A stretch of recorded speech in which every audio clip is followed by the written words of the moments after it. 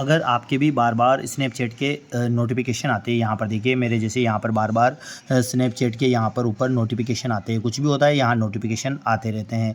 तो बेहद आसान तरीके से केवल एक क्लिक के द्वारा आप स्नैपचैट के नोटिफ़िकेशन को बंद कर सकते हो। यहाँ पर जो नोटिफ़िकेशन आ रहे हैं उन्हें आप आसानी से बंद कर सकते हो। तो किस प्रकार आपको स्नैपचैट के नोटिफ़िकेशन बंद करना है, आज की वीडियो में मैं आपको बताऊँगा। इससे पहले फ्रेंड्स आपसे रिक्वेस्ट है कि आप हमारे चैनल को सब्सक्राइब करें, वीडियो को लाइक करें और शेयर ज़रूर करें। तो आपको क्या करना है, सबसे पहले आपको मोबाइल की स्क्रीन पर आना है। यहाँ पर आपको स्नैपचैट जो ऐप है यहाँ पर आपको दिख जाएगा।